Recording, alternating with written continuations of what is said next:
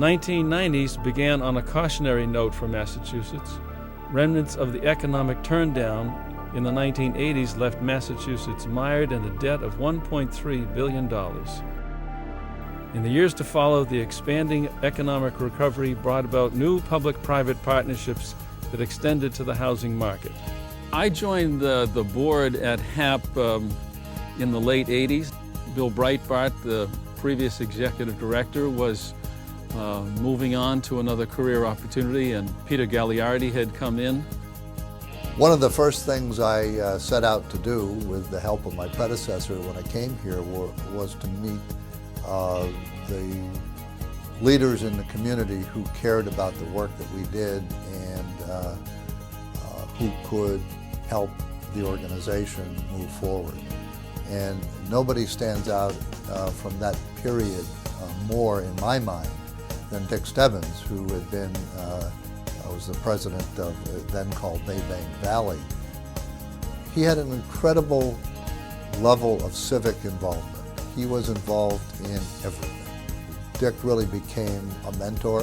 When there was a problem that needed solving, I would often go to him and we'd just talk. A couple of the thrusts during that period was a big emphasis on home ownership, counseling and development, and then over the years a strong emphasis on neighborhood stabilization. There were properties in real need of rescue. Some of our early work after I came here had to do with reclaiming some of those buildings and trying to do it in a way that made them appropriate for this generation. The Kenwin was a glorious old building in its day, built in a Mediterranean style. The people living in the building, according to the neighbors, were responsible for a lot of illegal or illicit activity, including potentially breaking and entering into their homes on the nearby side street. It was a place that many people felt was driving them out of their neighborhood. Today it is 27 instead of 33 apartments. I like to describe it as kind of a little United Nations. One of the things that Peter brought to the agency was a sense that HAP needed to partner more. It has to do with building long-term relationships with a number of players so that the yield ends up being a more trustworthy set of relationships. I own and manage Walnut Commons, which is 19 units on Walnut Street, Section 8. It's an income-based program. We found it really successful. It's beneficial for the tenant as well as for us, the landlord. We've been doing it for about 15 years now, so it's been a good thing. When I first started dealing with Section 8, they do have a workshop, which I recommend to any landlord that's going to be dealing with HAP. Give you a booklet, and they go over the do's and don'ts, so that's helpful.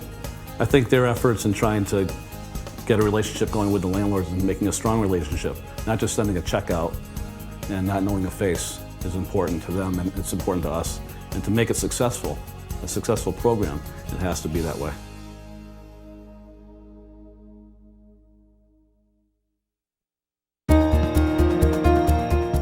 The beginning of the millennium brought with it new opportunities, new engagements, and a HAP that continued to honor its original mission of empowering communities and empowering people. They're doing a lot of building and a lot of good things in the neighborhood. I see HAP houses going up all over, and I think it's a good thing for the community. It brightens up the community and makes people ultimately feel like they're having a sense of ownership and moving forward. As we began the decade with an economy that had begun to rise, we've been able to increase the numbers of people we've assisted to become first-time home buyers. I was the point person for the Romney administration on the Springfield redevelopment plan. You walked into a situation where just about everything was broken. Frankly, they had no hope. Peter was essential in terms of introducing me to neighborhoods, taking me through neighborhoods, and saying, look, there's a different way to do this. Why don't you take a look at this from a neighborhood perspective? You know, we've been doing all this work in Old Hill. Why don't you see what we're doing and maybe you can learn something from that? We learned a lot from that. We went to make an announcement about what we're trying to do in Springfield. There was a usual turnout of folks like myself from the state. The person who mattered most at that event was Omega Johnson, because she stood up and said, I will not see my neighborhood go in this direction any longer. And when she talked, people shut up. HAP has recently become the regional agency for foreclosure prevention services. They weren't doing this a couple of months ago. Back in April, when I was having trouble with the mortgage, I felt helpless. It put a lot of weight on my shoulders. It was tough. It was very tough. You do the best you can. I opened the paper, and my prayers were answered. It was a HAP-sponsored mortgage foreclosure prevention workshop. Within 15 minutes, we had our answers, which was a beautiful thing. You know, we came out of there relieved. I want to say the monkey was off our back, you know, and they just renegotiated our whole mortgage. If it weren't for HAP, I'm not sure what we would have done. You know, they basically helped my family. Thank you. Yeah, thank you very much.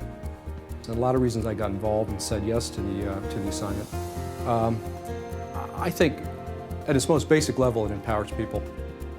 Welcome to my house. My address is 262 Tyler Street. I live here almost 1 year here. I'm happy in this program, HAP, beautiful program for help people to get the house for first time. And thank God, I'm happy. I'm happy. So when I first came there, sitting in the lobby and people not knowing who I am and just listening to the dialogue of the people, I got a real kick out of it. I mean, these people are very compassionate, they were very passionate, but more importantly, they were teaching people how to fish. They weren't handing out fish. And that appeals to me personally. It's a code I live by. I love teaching people. I've been taught by great mentors my entire life, and I think HAP plays a valuable role in that way. HAP has developed so far since those early years. Way back, we could only dream about doing those kind of things. And now it's doing that, and enormously successfully. The Church Street School in Ware was, by its name, formerly a school. At one time it served as the high school for the town of Ware. And it had become vacant, and the town solicited proposals and ultimately designated HAP as the development entity for the property.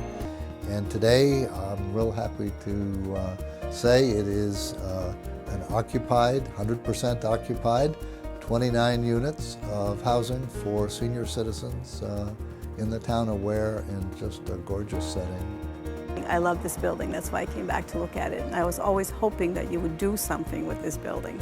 And I'm glad that you preserved it as well as you did. We know what happens to buildings when they are vacated. The kids throw the rocks through the windows, it becomes a drug haven, and many negative things that have a detriment to the entire neighborhood. This is such a fine and good neighborhood that the only thing that could or should have been done is what was done here today.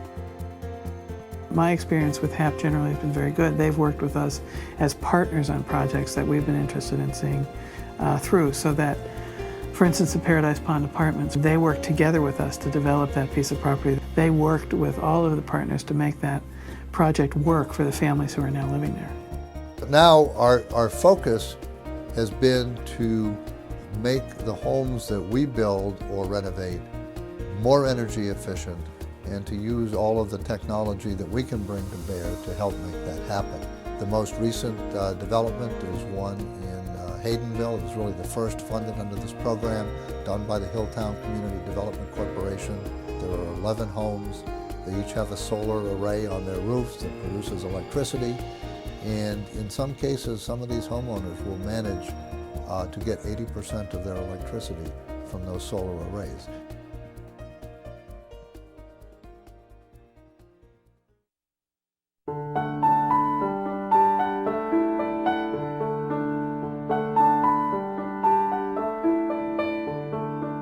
Is there a HAP in the future?